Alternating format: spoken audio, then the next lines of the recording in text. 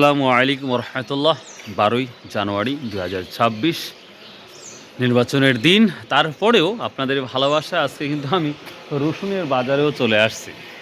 তো এখন যে রসুন বাজারটা দেখতে পাচ্ছি, এখন তো রসুন আমদানি নাই, আর বিশেষ করে আজকে নির্বাচনের দিনের কারণে একেবারেই কেউ নাই। ঈদের দিনের মতো আজকে পরিস্থিতি। তো আজকের দিনটা খুব আনন্দ সবার মনেই, সেম আমারও, যে 15-16 বছর পর নির্বাচন বাংলাদেশে দেখতে পাচ্ছি। এটা সব থেকে ভালো বিষয় এবং স্বাধীন।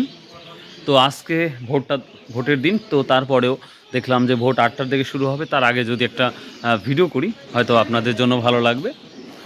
তো প্রিয় দর্শক, আমি রসুন সম্পর্কে 2-3টা কথা বলবো। ইনশাল্লাহ ঈদের পরেই আমরা নতুন রসুন দেখতে পাবো আমাদের বাজারে। আমরা নতুন রসুন আমাদের বাজারে নিঃসন্দেহে দেখতে পাবো, এবং কি দামটা যাচ্ছে, কি কোথায় কি অবস্থা, সেটা একটু জানাই। দেখুন, বর্তমান সময় রসুন বাজার একটু ইনক্রিজিং, মানে বাড়তেছে। আপনারা দেখতে পাচ্ছেন, আমরা চাষকুর বাজার 4200 থেকে 4500 টাকা আমাদের সর্বোচ্চ বাজার দেখি, এবং কালকে নয় বাজার দেখেছি, সেখানে কিন্তু প্রায় 4000 টাকা, 3500 থেকে শুরু করে 4000 4200 টাকা কিন্তু বাজার গেছে। মাশাল্লাহ, সেখানে যথেষ্ট পরিমাণে একটা ভালো দাম গিয়েছে।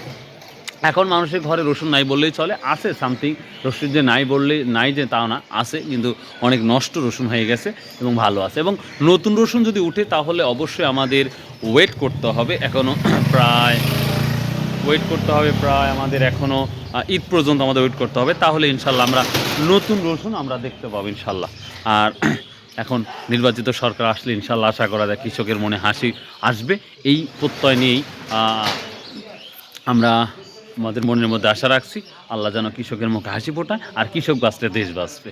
তো প্রিয় দর্শক, ভালো থাকবেন, সুস্থ থাকবেন, সবাই আমার জন্য দোয়া করবেন। তো এই ছিল আজকে নাজিরপুরের ফাঁকা হাটের ভিডিও। সো বাই, আল্লাহ হাফেজ।